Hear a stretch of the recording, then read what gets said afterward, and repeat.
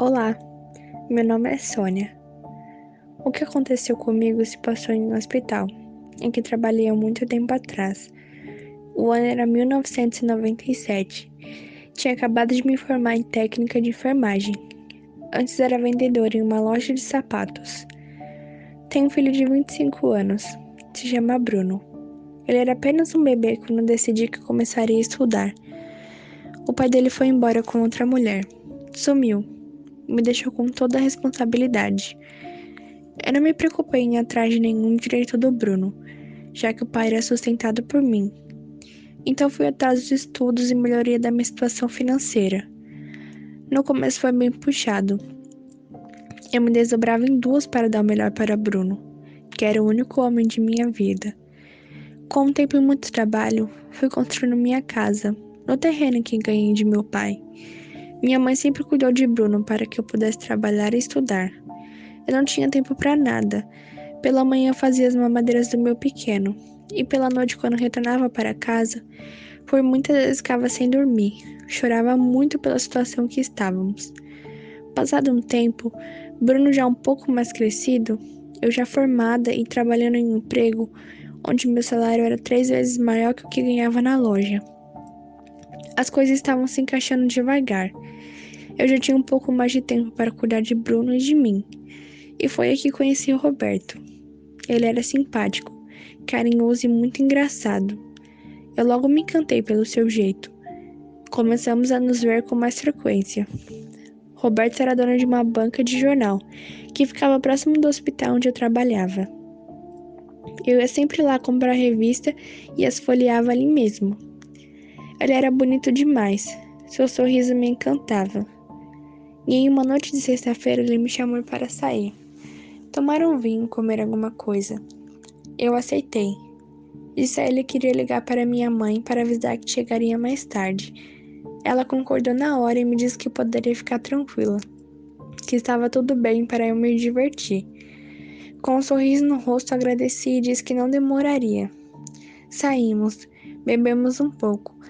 A noite foi maravilhosa. Com o passar do tempo, fui me aproximando mais de Roberto. Minha mãe não gostou muito dele. Ela sempre me dizia que ele tinha algo sombrio. Eu sempre pensei que era pelo fato de eu estar há muito tempo sem ninguém. Minha mãe deveria estar enciumada.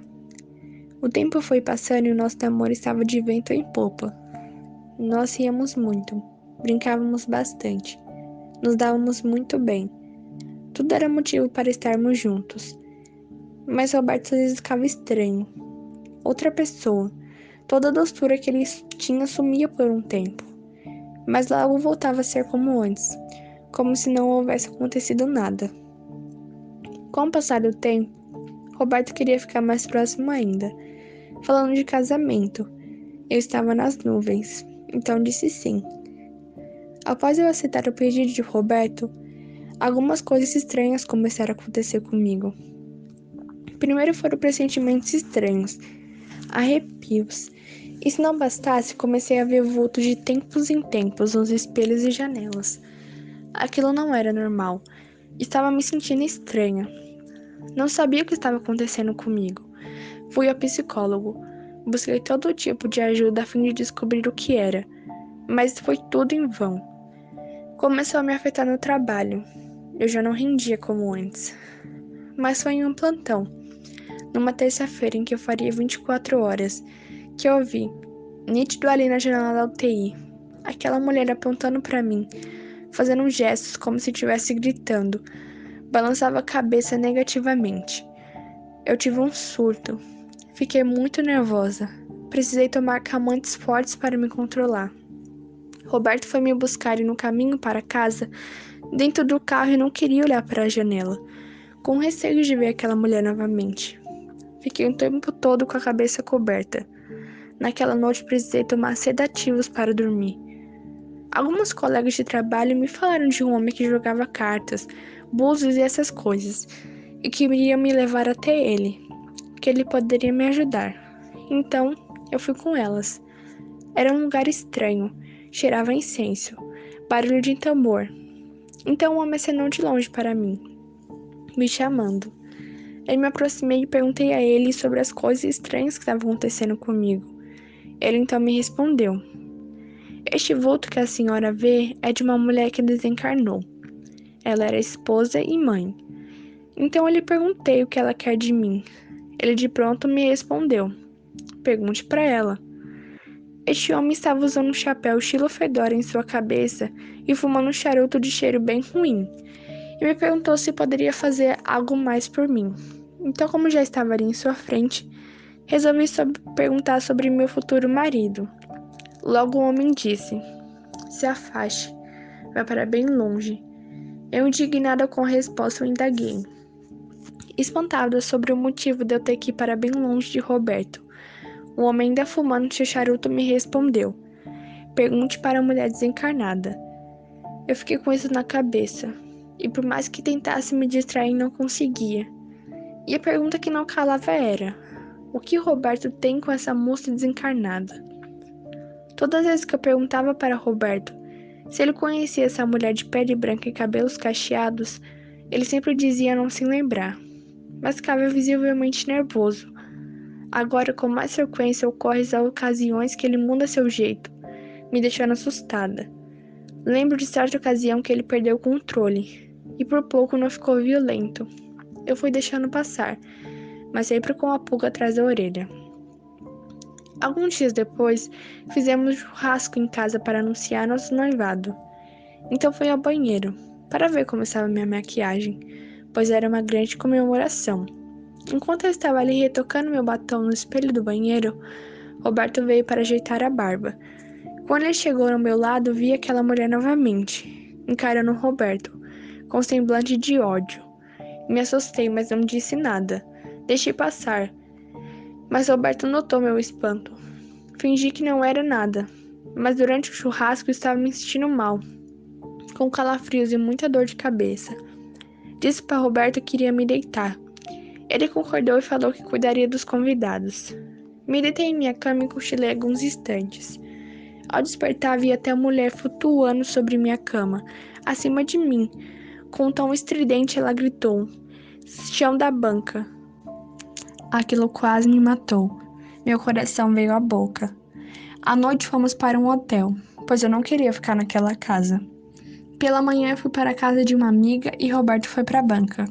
Contei tudo para minha amiga e ainda sem entender o que significava chão da banca, ela me perguntou: O Roberto tem uma banca? Tem sim. Então você foi lá se consultar com o Pai de Santo, não foi? Foi sim. Pois então, vamos orar no chão da banca e descobrir o que ele tem a ver com essa defunta. Passaram-se alguns dias e Roberto não estava indo abrir a banca. Tinha alguns assuntos para resolver fora da cidade. Eu estava afastada de minhas funções no hospital por meus problemas. Disse a Roberto que eu poderia ficar na banca nos dias que ele estivesse fora, pois não queria ficar em casa. Ele relutou por um tempo, mas acabou cedendo. Logo chamei minha amiga e fomos pela manhã. Entramos na banca e baixamos a porta. Tentamos por horas ver se tinha algo no chão, mas não encontramos nada.